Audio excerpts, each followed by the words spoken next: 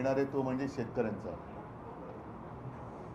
गेले या सीझनमध्ये म्हणजे कालचा खरीपाचा हंगाम तर गेला, आपण सगळ्यांनी त्याच्या बातम्या सर्वांना दाखवल्या। सरकारने एक पॅकेज जाहीर केलं, त्याच्यानंतर आम्ही एक मोर्चा काढला होता छत्रपती संभाजीनगरमध्ये। आजही शेतकऱ्यांची जी मागणी आहे ती तीच आहे की कर्जमुक्ती झाली पाहिजे। आता माझ्या माहितीप्रमाणे अतिवृष्टीनंतर आज का उद्या केंद्राचं पाहणी पथक येणार आहे आणि या पाहणी पथकाचा दौरा जो काही माझ्या निदर्शनास आलेला तो केवळ 2-3 दिवसाचा आहे। 2-3 दिवसामध्ये एवढ्या मोठ्या मराठवाड्याचा दौरा आणि संपूर्ण महाराष्ट्राचा हे केंद्रीय पथक करणार कसा, कुठे नेमकं जाणार आणि त्याच्यानंतर त्यांना नुकसानीचा अंदाज आल्यानंतर ते प्रस्ताव कधी पाठवणार। मुळामध्ये पंतप्रधान जे बोलले होते आपल्या मुख्यमंत्र्यांना की तुम्ही प्रस्ताव पाठवा, मला नाही वाटत अजून राज्य सरकारकडनं कोणताही प्रस्ताव केंद्राकडे गेलेला आहे। हे थोडं आहे म्हणूनच आज सुद्धा बातमी आलेली आहे की पीक विम्याच्या नुकसान भरपाई पायी अवघे 2 रुपये आणि काही पैसे हे आपल्या ठाणे पालघर जिल्ह्यातल्या शेतकऱ्याला मिळालेले आहेत। म्हणजे थट्टा चाललेली आहे। कर्जमुक्तीसाठी शेतकरी जेव्हा रस्त्यावरती आता उतरला होता त्याला पुढच्या जूनचा वायदा मुख्यमंत्र्यांनी केलेला आहे आणि त्यावेळेला मी काही प्रश्न उपस्थित केले होते की पुढच्या वर्षी जूनमध्ये जर कर्ज माफ होणार असेल तर तोपर्यंत आत्तापर्यंत डोक्यावरती असलेल्या कर्जाचा जो डोंगर आहे त्याचे हप्ते शेतकऱ्यांनी भरायचे की नाही भरायचे। आत्ता जो रब्बीचा हंगाम येतोय त्याच्यासाठी नवीन कर्ज कसं मिळणार, कारण जमीनच गेलेली आहे वाहून। मग ते कर्ज मिळाल्यानंतर त्याचे सुद्धा हप्ते भरायचे की नाही भरायचे। आणि सगळ्यात महत्त्वाचा प्रश्न म्हणजे जे एक अतर्क्य असं विधान मुख्यमंत्र्यांनी केलेलं आहे की बँकांचा फायदा होईल कर्जमाफी केली तर, म्हणून आम्ही कर्जमाफी करत नाही आहोत। मग आत्ता जर का कर्जमाफी केली तर बँकांचा फायदा होणार आणि जूनमध्ये केली तर तो फायदा होणार नाही। हे कोणतं कसं काय गणित, कारण त्यांचं अर्थशास्त्र हे चांगलं आहे असं त्यांना वाटतं, तर त्यांनी त्याचा एक खुलासा केला पाहिजे। माझं तर स्पष्ट मत आहे, मी मुख्यमंत्री झाल्यानंतर माझं पहिलं अधिवेशन हिवाळी अधिवेशन आणि एकच अधिवेशन मी मुख्यमंत्री म्हणून झालं होतं नागपूरला। कोणताही अभ्यास न करता, कोणीही मागणी न करता मी माझ्या राज्यातल्या शेतकऱ्याला 2 लाखापर्यंतचं पीक कर्ज हे माफ केलं होतं, मुक्त केलं होतं। आता ती सिस्टीम लागलेली आहे, ती माहिती गोळा झालेली आहे, डेटा सगळा तसाच आहे। मग जी योजना आम्ही यशस्वीपणाने अंमलात आणून दाखवली होती ती संपूर्ण सिस्टीम तशी आहे, डेटा तसाच आहे। तर त्याच महात्मा फुले कर्जमुक्ती योजनेचा दुसरा टप्पा सरकारने आत्ता जाहीर का करू नये? आत्ता जाहीर करू शकतं ते, कारण सगळं त्यांच्याकडे माहिती आहे, आम्ही कसं केलं काय केलं हे सगळं माहिती आहे। शेतकरी आजही मी कुठे गेलो तरी सांगतो की साहेब तुम्ही आमची कर्जमुक्ती केली, कर्जमाफी केली, या सरकारला करायला लावा। म्हणजे आम्ही केलं होतं हे आता लोकांनी मान्य केलेलं आहे आणि कोणाला विचारलं तर लोक सांगतात की तुम्ही केली होती। तर तो सगळं पूर्ण यंत्रणा तिकडे आहे, डेटा आहे, त्याच्यात आणखीन काही सुधारणा असेल तर ती करा, पण डेटा आहे। आम्ही कोणती अट शर्ती बिरती अभ्यास कोणती परदेशी समिती आमच्याकडे नव्हती, सगळं स्वदेशी होतं आणि शेतकऱ्याशी आम्ही प्रामाणिकपणाने कर्जमुक्ती करून तसे वागलो। तसंच हे सरकार आता का वागत नाही? मी तर 5 तारखेपासून मराठवाड्यामध्ये संवाद दौऱ्यावरती जाणार आहे। इथे माझ्या कोणत्याही जाहीर सभा नसतील, शेतकऱ्यांशी मी थेट संवाद करणार आहे। जे पोकळ आश्वासन मुख्यमंत्र्यांनी दिलं होतं की दिवाळीपर्यंत, दिवाळीच्या आत काही पैसे शेतकऱ्याला मिळतील, काही पैसे त्यांनी काही हजार कोटी इथून तिजोरीतून रिलीज केलेत असं म्हणतात, तर मी शेतकऱ्यांना जाऊन विचारणार आहे। मिळाले असतील तर आनंद आहे, नुसतं काहीतरी आग पाखड करायची किंवा टीका करायला म्हणून मी जाणार नाही आहे, पण ते मिळाले पाहिजेत। त्याच्यात महत्त्वाचा मुद्दा असा आहे की आज शेतकऱ्याला बाकी मदतीची अपेक्षा किंवा गरज आहेच, पण त्याच्या आधी ज्यांची जी खरडून गेलेली जमीन आहे ती जमीन पूर्ववत करण्यासाठी शेतकरी सांगतो पहिले मला माती द्या, पहिली माती द्या। ती मातीच जर का अजून मिळाली नसेल तर तुम्ही पुढच्या गोष्टी कशा करणार? आणि दर हेक्टरी 50,000 रुपये हे शेतकऱ्याची मागणी आहे। त्याचप्रमाणे कर्जमुक्ती झाली पाहिजे ही शेतकऱ्याची मागणी आहे। इतर बाकी अनेक गोष्टी आहेत, मी शेतकऱ्यांना जाऊन भेटणार आहे आणि शेतकऱ्यांना विचारणार आहे की जे पॅकेज जाहीर केलं होतं त्यातलं तरी किती आलेलं आहे. कारण खरडून गेलेल्या जमिनीला 3 का 3.5 लाख रुपये मनरेगातून देणार होते. आम्ही मोर्चा काढला होता. त्या मोर्चात मी मागणी केली होती की दिवाळीपूर्वी त्या 3 लाखातले पहिले 1 लाख रुपये तरी शेतकऱ्याच्या खात्यामध्ये टाका, मग पुढचे नंतर तुम्ही देत राहा. मग तुम्ही नोव्हेंबरमध्ये द्या, डिसेंबरमध्ये द्या, असे ते आपण पहिले 1 लाख रुपये तर द्या. तर तेही दिलेत असं मला काय वाटत नाही. तर नेमकं सरकार काय करणार आहे आणि शेतकऱ्याच्या हातात आत्तापर्यंतच्या घोषित झालेल्या पॅकेजपैकी काय मिळालेलं आहे? गाई म्हशी मिळालेल्या आहेत का, शेळ्या मिळालेल्या आहेत का, कोंबड्या मिळालेल्या आहेत का, इतर पैसे मिळाले आहेत का, मग त्याच्यानंतर रब्बीचा हंगाम येतोय त्याचं कर्ज कसं मिळणार, त्याचं बी बियाणं वगैरे वगैरे या सगळ्या गोष्टी याची चर्चा करण्यासाठी मी मराठवाड्यात जाणार आहे. हा एक मुद्दा महत्त्वाचा आहे. कारण बाकी मुद्द्यांमध्ये हा मुद्दा मग काय होतो की अतिवृष्टी झाली का तेवढ्यापुरतं तो मुद्दा वरती येतो आणि सरकारला पण माहिती आहे की थोडे दिवस ढकलले का मुद्दा मागे पडतो. पण आम्ही हा मुद्दा सोडणार नाही. शेतकऱ्याला कर्जमुक्त करावंच लागेल. शेतकऱ्याचं जे आयुष्य उद्ध्वस्त झालेलं आहे ते आयुष्य पूर्ववत करण्यासाठी शिवसेना पूर्ण ताकदीनिशी शेतकऱ्याच्या सोबत आहे आणि त्याच्यासाठी मी पुन्हा एकदा मराठवाड्यात जातोय. हा एक महत्त्वाचा विषय झाला. दुसरा मतचोरीचा जो मुद्दा आहे, परवा प्रचंड मोर्चा म्हणजे संयुक्त महाराष्ट्राच्या चळवळीनंतर जवळपास सगळे राजकीय पक्ष पहिल्या प्रथम महाराष्ट्रामध्ये एकवटले आणि त्यांनी सरकारला किंवा निवडणूक आयोगाला जाब विचारलेला आहे. त्या माझ्या भाषणामध्ये मी असं म्हटलं होतं की आता आम्ही मतदारांची ओळख केंद्रे, मतदार ओळख केंद्र ही सुरू करतो शाखांमधून. त्याची सुरुवात आता होईल. कारण 6 तारखेला ती यादी प्रसिद्ध होईल. त्याच्यानंतर मला वाटतं पुढच्या आठवड्याभरामध्ये आक्षेप आणि काही सूचना असतील त्या स्वीकारल्या जातील. तर आत्ताच ती वेळ आहे. कारण आता जर का कोणी झोपलं तर तो संपला. मी माझं स्वतःचं उदाहरण त्या दिवशी दिलं की माझ्याचकडे माझ्या मतदार यादीतल्या नावाचं व्हेरिफिकेशनसाठी निवडणूक आयोगाची लोकं आली होती. म्हणजेच काय की सक्षम नावाचं जे काय ॲप आहे ते ॲप आणि निवडणूक आयोगाचं सर्व्हर हा निवडणूक आयोगाकडनं हाताळला जात नाही आहेत अशी आम्हाला आता शंका येते आहे. अजून आम्ही आरोप करत नाही आहोत, शंका येते आहे.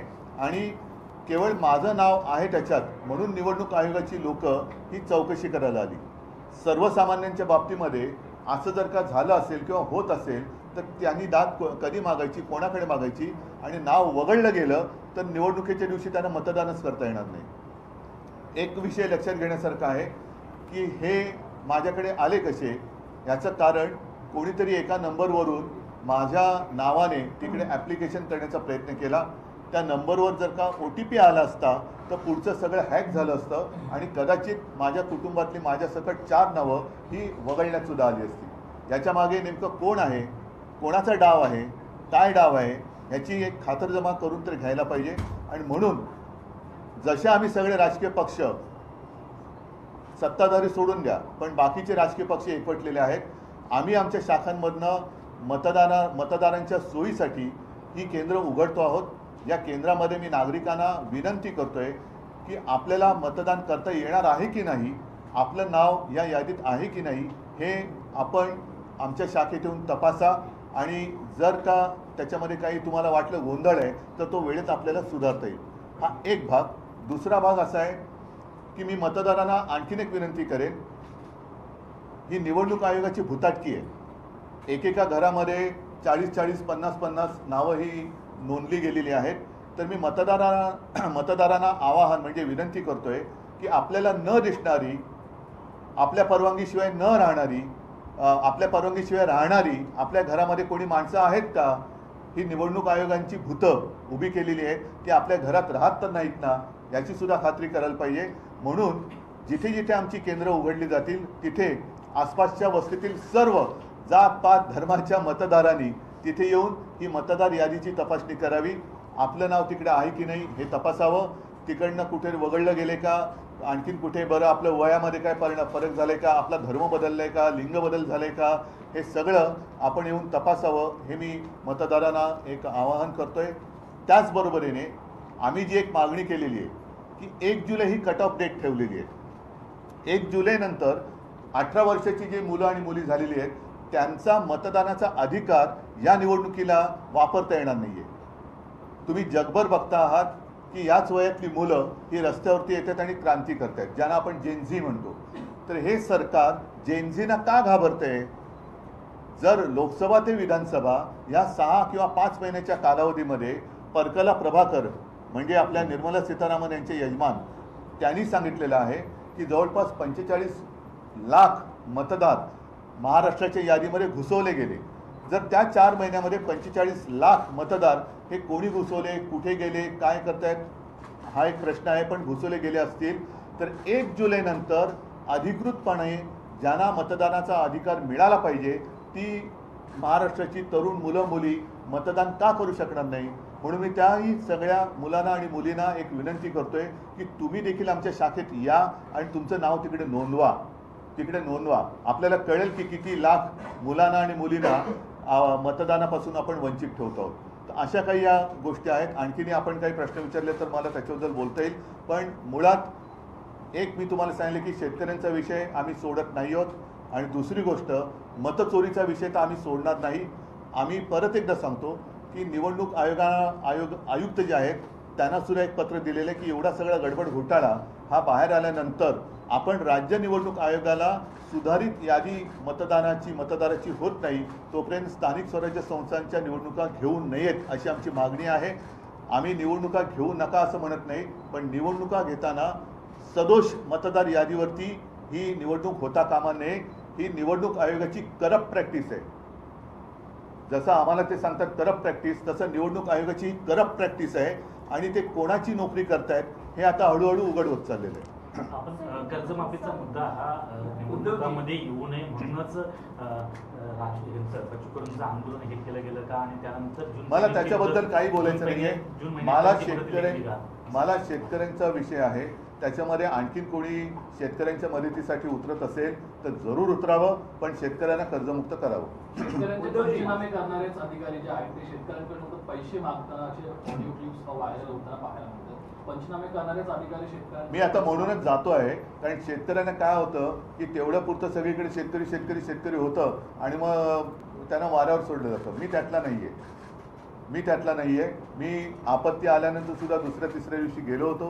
त्याच्यानंतर मोर्चाला सुद्धा गेलो. आता परत 4 दिवस मी मराठवाड्यात जातो आहे. त्याच्यानंतर कदाचित विदर्भामध्ये पण जाईन, इतरत्र सुद्धा मी जाईन आणि शेतकऱ्यांशी थेट संवाद साधेन. जाहीर सभा मी घेणार नाही, पण जसं आता मी आपल्याशी बोलतोय तसं शेतकऱ्यांशी जाऊन मी बोलणार. एक मिनिट, एक पहिला शेतकरी विषय पूर्ण करा. तुमच्या पत्रकार परिषदेआधी नाही, एकच सेकंड ऐका, एकच मिनिट. आधी शेतकरी विषय पूर्ण करा. तो झाला असेल तर मी पुढे जातो.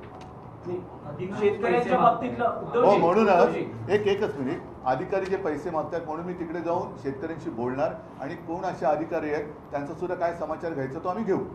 उद्धवजी, शेतकरी कर्जमाफीच्या बाबतीत तुम्ही जी भूमिका मांडतात आणि आता मुख्यमंत्र्यांनी 30 जून 2026 ही तारीख दिली आहे. कोपऱ्याला गुळ लावलाय. त्या बैठकीनंतर लगेच दुसऱ्या दिवशी राज्याचे उपमुख्यमंत्री जाहीर सभेत असं म्हणतात की नियमित कर्ज भरा असं शेतकऱ्यांना सांगतायत. कर्जमाफी मागणं ही सवय चांगली नाही.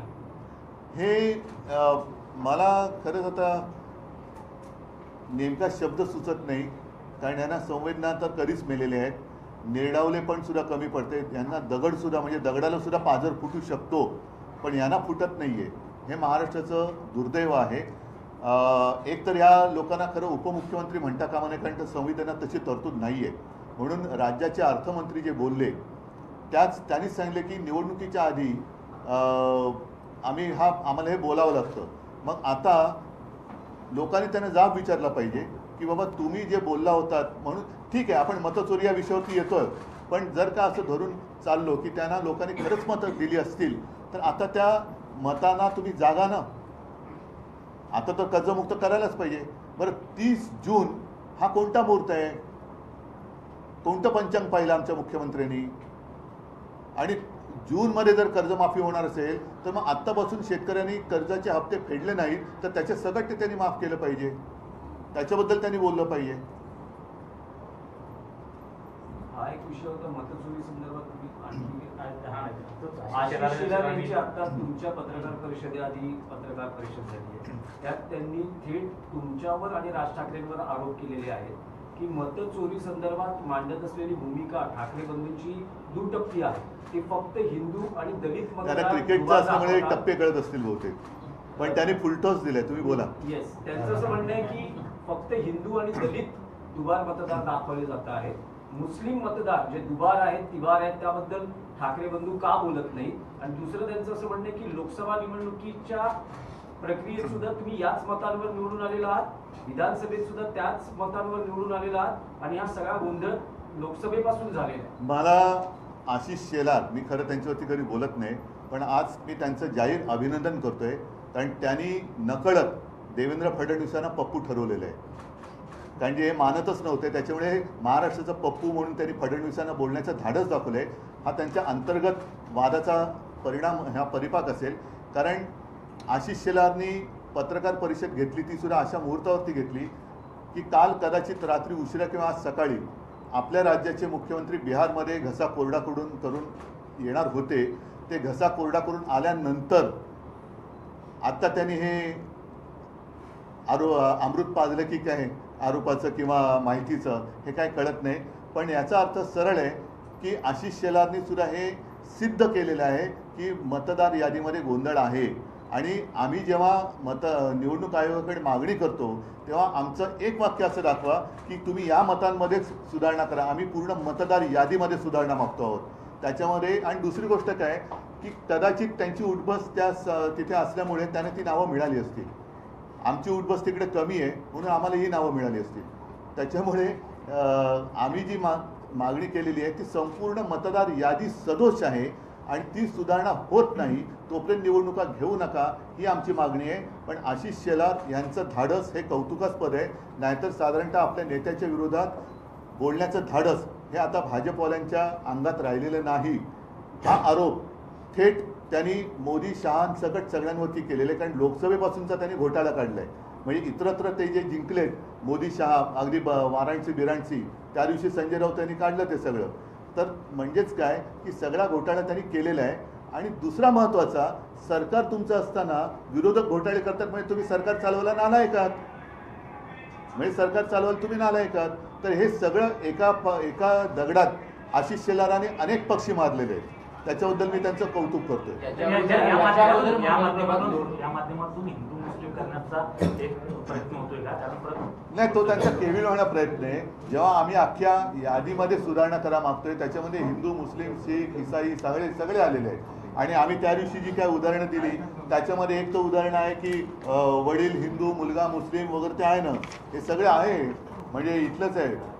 वडिलांचं नाव गोविंद शंकर माने, मुलाचं नाव दिलशाद नौशाद खान, हे आम्ही दिलेलं आहे ना. आता ह्याच्यामध्ये दोन्ही आले, हिंदू पण आले आणि मुसलमान पण आले. पण परत आशिष शेलार यांचं मी कौतुक करतो की काहीतरी नक्की बिनसलेलं आहे आणि त्यांनी देवेंद्र फडणवीसांना पप्पू ठरवून दाखवलेलं आहे, ते सप्रमाण दाखवलेलं आहे. म्हणजे आमच्या आरोपांना जर का किंमत नसेल तर किमान आशिष शेलारनी जी माहिती दिली त्याला तरी जागा. परत त्यांचं कौतुक करतो. देवेंद्र फडणवीस सारखं म्हणतात की 2012लाच आपण मतदार याद्यांचं पुनर्निरीक्षण करा, पुनर्रचना करा, ही आपली न्यायालयात याचिका आहे. आणि तेव्हापासून आपण वारंवार मागणी करतो. आशिष शेलारांनी ते आज म्हटलेलं आहे, होत का नाहीये, आम्ही सतत मागणी करतो. असं कुठे माझ्या तरी ऐकण्यात आलेलं नाहीये. त्यांचा जसा आम्ही मोर्चा काढला तसा त्यांचा कुठलाही मोर्चा मी बघितलेला नाही आहे.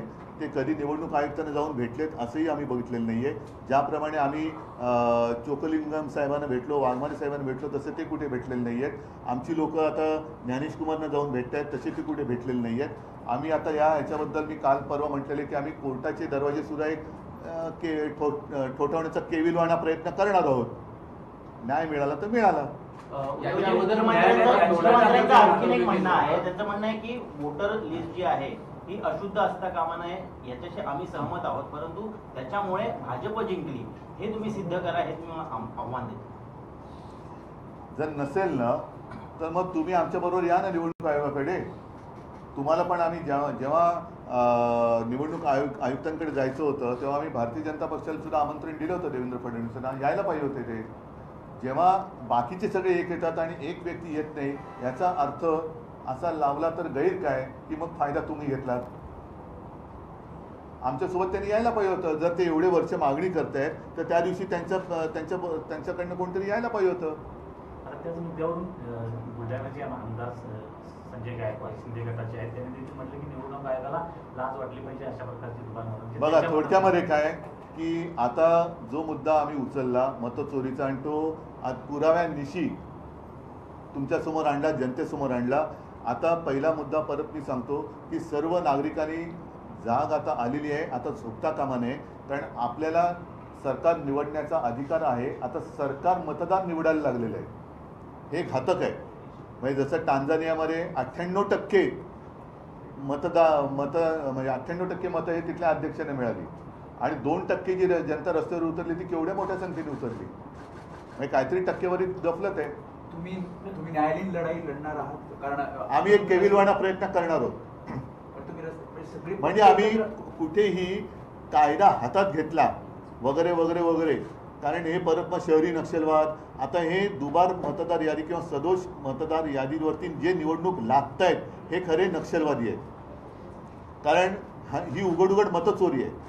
जे मतचोरी करून निवडणूक लढतायत आणि जिंकण्याचा प्रयत्न करतात ते नक्षलवादी आहेत. सर्व पक्ष मिळून तुम्ही हा निर्णय घेतलाय? हो, महाविकास आघाडी म्हणून आम्ही निर्णय आणि सगळेच म्हणजे त्याच्यामध्ये राज पण आहेत, बाकीचे आहेत, शेका पक्ष, कम्युनिस्ट त्या दिवशी मोर्चात जेवढे सगळे होते त्या सगळ्यांनी. आणि आम्हाला असं वाटतं की जर भाजपला पण आता हे पटलं असेल तर भाजपने सुद्धा यावं आमच्या बरोबर कोर्टामध्ये. आम्ही पाठवतो सही करायला. का नाही नाही ऐका एक मिनिट, एकदा मला स्पष्ट करू द्या. आम्ही कोर्टात जे जातो आहोत त्याच्यात आता हे आशिष शेलारनी पुराव्यानिशी दिलेलं आहे. म्हणजे आशिष शेलारनी देवेंद्र यांची तर वाजवलीच आहे, ते सोडून द्या. पण त्यांना जर काही पटलं असेल तर त्यांनी सुद्धा आम्ही जे काही कोर्टात जातो आहोत त्याच्यामध्ये भाजपाने सुद्धा यावं आमच्याबरोबर कोर्टात. हे माझं त्यांना जाहीर आमंत्रण आहे. मग त्याच्यामध्ये तुम्ही काय हिंदू मुस्लिम आणखीन कोण असतील तुमच्या लेखी ते सगळे काढा. आपण संपूर्ण यादीमध्ये आम्ही सुधारणा मागतो आहोत. उद्धवजी, तुम्ही आणि राज ठाकरे दोघेही एक विधान करतात की बोगस मतदार कोणी दिसला तर त्याला बळवा किंवा थोबळवा किंवा मार. तर अशा वेळेस यावेळेस निवडणूक प्रक्रियेत किंवा मतदानाच्या दिवशी मतदान केंद्रावर प्रचंड गोंधळ किंवा कायदा सुव्यवस्थेची परिस्थिती निर्माण होऊ शकते. अभूतपूर्व पण ती नाही झाली, म्हणजे ती व्हावी अशी आमची इच्छा नाही आहे. म्हणून बोगस मतदारांनी मतदानाला यायचं धाडस करूच नये. कारण आता आम्ही नावानिशी आणि पत्त्यानिशी सगळीकडे चेकिंग करतो. अगदी माझं तर म्हणणं आहे की जिथे मतदार याद्या साधारणतः 1200ची यादी आहे त्या याद्या, जसं आता माझी कलानगरची यादी असेल तर कलानगरच्या गेटवरती ती यादी लागली पाहिजे. टॉवर्स असेल तर टॉवर्सच्या गेटवरती ती यादी लागली पाहिजे आणि टॉवर्समधल्या सोसायटीमधल्या सगळ्यांनी ती यादी येऊन आपली नावं त्याच्यात आहेत की नाही, आपल्या यादीत दुसरे कोणी घुसले का, हे सुद्धा नागरिकांनी पण आता बघितलं पाहिजे. तर आणि तर या देशात लोकशाही टिकेल. एक प्रश्न आहे की 12 नोव्हेंबर नाही, आता एक उदाहरण त्या दिवशी आदित्यने दिलं, घसीटाराम हलवाई जे दुकानच कधी तोडलेलं आहे तर दुकानाच्या नावावरती 30 का 40 48 नावं मतदार म्हणून रजिस्टर झाली, जे दुकानच अस्तित्वात नाही. आता अशी जर का लोक येऊन मतदान करायला लागली तर तुम्ही कसं काय तुमची लोकशाही जिवंत ठेवणार? उद्धव जी से हिंदी में जाना है। वो एक बिहार का आरोप आशीष शेलार लगा है। उनका कहना है कि मुस्लिम और दलित वोटरों को पीटने की बात आप और राज ठाकरे कह रहे हैं, लेकिन मुस्लिम दलित और हिंदू वोटों नहीं, पहले तो मैं उनका अभिनंदन करना चाहता हूँ क्योंकि बीच में हमारे मुख्यमंत्री जी ने कहा था कि ये तो पप्पू, तो उन्होंने अपने मुख्यमंत्री जी को ही पप्पू कैसे है वो आज साबित कर दिया और किसी ने तो हिम्मत दिखाई। आशीष शेलार को मैं धन्यवाद देना चाहता हूँ, हिम्मत दिखाई है उन्होंने। जो उनका सब कारोबार चला हुआ है वो चोरी का मामला है, वो चोरी कर उन्होंने सरकार बनाई है और वो उन्होंने आज सबके सामने लाया है। और हमारी जो मांग है, हमने ऐसे कभी नहीं कहा कि सिर्फ इनके जो वोट है ये काटो और इनके वोट रखो। हमने तो पूरी जो लिस्ट है उसमें सुधार करने की आवश्यकता है और यही मांग लेके हम आगे जा रहे हैं। तो कभी हमने उसमें धर्म की बात नहीं की, हमने बोगस वोटर की बात की है। लेकिन इसके बावजूद मैं आशीष शेलार जी का अभिनंदन करना चाहता हूँ कि उन्होंने एक हिम्मत दिखाई है अपने शीर्ष नेतृत्व के खिलाफ सबके सामने बात करने की, इसलिए मैं उनको धन्यवाद देना चाहता हूँ। अगर वो चाहते हैं तो हमारे साथ हम जब अदालत में जा रहे हैं तो आशीष शेलार भी हमारे साथ आएंगे, तो हम उनका स्वागत करेंगे। उद्धव जी, अजित पवार जी ने किसानों के मुद्दे पर कहा है कि कर्ज माफी जो है चुनाव के मौसम में की गई थी, लेकिन अब जो है उसे कर्ज माफी की आदत जो है वो ठीक नहीं है किसानों के लिए, और अपना वादा जो चुनावी वादा वो पूरा नहीं नहीं, ये क्या कहूँ मैं उनके लिए, इतनी गंदी सरकार, गिरी हुई सरकार मैंने देखी नहीं थी। एक तो झूठ बोला उस वक्त, अब वोट चोरी का भी मामला सामने आया है। ये चोरी करके उन्होंने सरकार बनाई है, और लोगों को जो कहा गया था कि हम आने के बाद हम कर्जा मुक्ति करेंगे, मुख्यमंत्री जो आज के मुख्यमंत्री है उनका बयान है सबके सामने, आप ही के माध्यम से हमने देखा है। तो उन्होंने कर्जा जो काश्तकार है उनकी कर्जा मुक्ति वो तो होनी ही चाहिए, और इसलिए मैं स्वयं जा रहा हूँ आने वाले 5 तारीख से लेकर 8 तारीख तक कि जो भी पैकेज सरकार ने डिक्लेयर किया था उनमें से कितना लाभ प्रत्यक्ष रूप में हमारे जो काश्तकार है उनको हुआ है। शनिवार को जो आंदोलन हुआ, उस आंदोलन में कांग्रेस के प्रदेश के मुखिया, शनिवार को जो आंदोलन हुआ उसमें कांग्रेस के प्रदेश के मुखिया हो या तो मुंबई अध्यक्ष वर्षा गायकवाड़ वो शामिल नहीं हुए। अब सत्ताधारी कह रहे हैं कि कांग्रेस दिल से नहीं चाहता कि मन से आपके साथ और एमपीए में आए। इसलिए मैं फिर से आशीष शेलार का अभिनंदन करना चाहता हूँ, क्योंकि एक तो कोई हिम्मत वाला है जो अपने नेतृत्व के खिलाफ बातें कर रहा है, तो उन्होंने अपने अंदरूनी जो बात है उसके ऊपर ध्यान देना चाहिए कि ऐसे लोग ज़्यादा देर तक आप उनको दबा नहीं सकते। एक परिसीमा होती है, अन्याय की भी परिसीमा होती है। तो शायद शेलार जी के ऊपर बहुत सारा अन्याय हुआ है इसलिए वो बोल रहे हैं, और उन्होंने देवेंद्र जी को ही पप्पू ठहरा है, तो उसके लिए उनको मैं धन्यवाद देता हूँ। उद्धव जी, एक मराठी तो आप पूरे महाराष्ट्र में पप्पू कौन है वो आशीष शेलार ने बताया। उद्धव जी, एक मराठी प्रश्न की 12 तारखेला पुन्हा सुप्रीम कोर्टात चिन्ह आणि पक्ष कोणाचा याबद्दल सुनावणी आहे। त्याआधी राज्यातले भाजपचे चंद्रकांत पाटील नाही, पण एक गोष्ट आणखीन वारंवार म्हणतात, नाही, एकच सेकंद एकच- नाही नाही एक मला पूर्ण करू द्या की मला एक गोष्ट कळत नाही की आम्ही जे म्हणतोय की निवडणूक आयोग हा भाजपचा नोकर आहे, कारण आम्ही निवडणूक आयोगाला जे प्रश्न विचारतोय त्याचं उत्तर त्यांचे मालक का देत आहेत? नाही, त्यावर त्यांनी स्पष्टता केली आहे। आशिष शेलार म्हणतात की मी निवडणूक प्रतिनिधी म्हणून नाही बोलत आहे, पण जे मुद्दे हो, उपस्थित पण आम्ही केले त्यांना गेलेले दिलेत ना, आहेत- हे त्यांनी मग निवडणूक आयोगाने आम्हाला सांगायला पाहिजे, तुम्ही का बोलतायत? म्हणजे जो आमची जी शंका आहे, संशय आहे की निवडणूक आयोगाचा सर्व्हर दुसरा कोणतरी हाताळतोय, त्याला हे पुष्टी देणार आहे। तर तोच प्रश्न कंटिन्यू असा आहे की चंद्रकांत पाटील असं दोनदा म्हणाले आतापर्यंत बॅक टू बॅक असं ट्रम्प किती वेळा म्हणालेत की मी भारत पाकचं युद्ध थांबवलंय? नाही, पण त्यांचं आताचं जे विधान आहे त्यावर त्यांचं असं म्हणणं आहे की काँग्रेस पक्ष हा गांधी कुटुंबाचा आहे, शरद पवारांचा राष्ट्रवादी काँग्रेस पक्ष आहे, शिवसेना ही बाळासाहेबांची आणि त्यानंतर उद्धव ठाकरेंची आहे, आणि मनसे हा राज ठाकरेंचा आहे। मग? तर त्याबद्दल तुम्ही चंद्रकांत पाटलांचे आभार मानावे। खूप हे त्यांनी म्हणजे आता मी बोललो ना की हा अन्याय सोसण्याची एक ताकद असते, ती संपली का लोक उठाव करतात। जसं आज आशिष शेलारनी केले तसं चंद्रकांत दादांनी केलेलं आहे, म्हणून मी त्यांना धन्यवाद देतो। आणि शिवसेनेचं नाव हे दुसऱ्या कोणालाही देण्याचा अधिकार कोणालाही नाही, निवडणूक आयुक्ताला सुद्धा नाही, म्हणून मी पहिल्या निवडणूक आयोगाने धोंड्या म्हटलं होतं। आता जर ते पुन्हा करते असेल तर या आयुक्तांना मी गोट्या म्हणेन। उद्धव जी, राज्य में 2 बड़ा मुद्दा है इस वक्त, किसानों का और वोट चोरी का, और इस बीच में महाराष्ट्र सरकार ने राष्ट्रगीत के 150 वर्ष पूरे होने पर जो है तमाम स्कूलों में राष्ट्रगीत जो वंदे मातरम है वो उसकी प्रदर्शनी लगवाई है। और क्या ये तमाम मैं तो पहले 2 मुद्दे पर बात करना चाहता हूँ। एक मुद्दे ये क्या करते हैं कि अगर कुछ बातें उनके गले तक आती है तो वो गुमराह करते, फिर देशभक्ति आती है। ये देश के आज़ादी का जो संग्राम हुआ था उसमें ये कोई नहीं थे, इसलिए मैंने परसों के मेरे भाषण में कहा था कि ये स्वयं घोषित देशभक्त है जो झूठे हैं, ही स्वयं घोषित देशभक्तांची बोगस टोळी आहे ही। उद्धवजी, तुमची मनसे सोबतची युती अधिकृतपणे कधी जाहीर करतात? कारण तुम्ही व्यासपीठावर तर बोलतात एकत्र आलो आहोत, एकत्र राहणार आहोत, मराठी माणसासाठी एकत्र आलेलो आहोत वगैरे वगैरे, पण ऑफिशियल युती कधी घोषित होते? जेव्हा जाहीर होईल तेव्हा। काय निवडणुका 6 तारखेला नाही, थांबा ना, पण येऊ द्या ना सगळ्या गोष्टी। आता पहिला मुद्दा महत्त्वाचा असा आहे की ह्या सदोष याद्या घेऊन आता ह्या याद्यांमध्ये एवढा घोटाळा आहे, भ्रष्टाचार आहे, गोंधळ आहे, सर्व पक्षांनी मान्य केलेलं आहे। आता हे सगळ्या पक्षांना पटलेलं आहे तरी निवडणूक आयोगाच्या बोकांडी जाऊन बसलं पाहिजे आणि त्यांना सांगायला पाहिजे की आम्ही निवडणुकीला आम्ही तयार आहोत, तुमची तयारी झालेली नाही आहे. कारण 31 जानेवारी ही सर्वोच्च न्यायालयाने जी तारीख दिलेली त्याच्या आत या जर का याद्या सुधारल्या तर निवडणुका घ्यायला पाहिजेत. सर्वोच्च न्यायालय कधी असं सांगणार नाही की वाटेल ते करा, खोटं तर खोटं, बोगस तर बोगस, दुबार तर दुबार, तुम्ही निवडणुका घ्या, असा सर्वोच्च न्यायालयाचा आदेश नाही आहे. त्याच्यामुळे या सगळ्या गोष्टी आमच्या गोष्टी ज्या आहेत त्या चालू आहेत.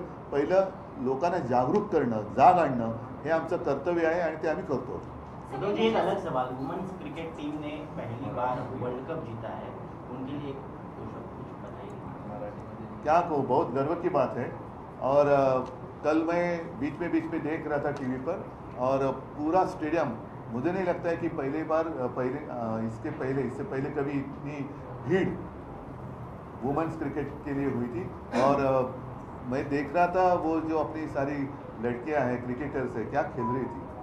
बहुत ही बढ़िया प्रदर्शन रहा और सबका मैं अभिनंदन करता हूँ. अच्छा की आपने बात ही छेडी. सगळ्यांचं काल आपण महिला क्रिकेट चषक वर्ल्ड कप जिंकलो, मला वाटतं पहिला प्रथम जिंकलो. सगळ्या आपल्या महिला क्रिकेटपटूंचं मी मनापासून अभिनंदन करतो. कारण मध्ये मध्ये मी टी व्ही लावून बघत होतो, पहिल्या प्रथम एवढी गर्दी ही महिला क्रिकेटच्या वर्ल्ड कपला कदाचित झाली असेल. पण अप्रतिम खेळल्या, अप्रतिम. म्हणजे त्यांची बॅटिंग स्टाईल वगैरे सुद्धा जी आहे खूपच अप्रतिम आहे. त्यांचं सगळ्यांचं मी मनापासून खूप खूप अभिनंदन करतो आणि आगे बढ़ते रहो. अरे अभी छोड़ो ना, वोट चोरी का मैंने कह दिया ना, और क्या रिपीट करायचं नाही. पण नेमकं काय रिपीट करू. Sir what are you doing, जो आप सेंटर सेटअप करने वाले, केंद्र सेटअप करने वाले, उसके बारे में. अच्छा, हाँ, जैसे मैंने परसों मोर्चा के सामने बात कही कि मैंने हमारे जितनी शिवसेना की शाखाएं हैं सारे लोगों को मैंने निर्देश दिए हैं कि हम अपने इलाके में रहने वाले जो मतदाता हैं उनकी सहायता के लिए एक केंद्र शुरू करें, जिसमें मैं सबके लिए आह्वान यानी विनती करता हूँ. मतदाता है, आप जाकर वहाँ खुद भी देख सकते हैं, हमारे लोग भी आपके घर में आएंगे.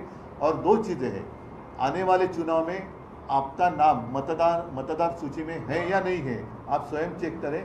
और दूसरी बात है, जो अहम बात है, कि आपकी इजाज़त के बिना आपको दिखाई देने वाले नहीं हैं ऐसे कुछ चुनाव आयोग के, ज्यादा अपन भूताटकी म्हणतो, ऐसे कुछ लोग आपके घर में रह तो नहीं रहे ना, ये भी देखें. और खास कर 1 जुलाई के बाद जो हमारे युवा है, युवती भी है, युवा भी है, 18 साल की उनकी उम्र हुई है, उनको तो मतदान करने का अधिकार मिलना ही चाहिए. तो ऐसे सारे लड़के और लड़कियां आकर हमारे शाखा में उनका नाम रजिस्टर करें. ठीक है सर, सर धन्यवाद. जय हिंद, जय भारत.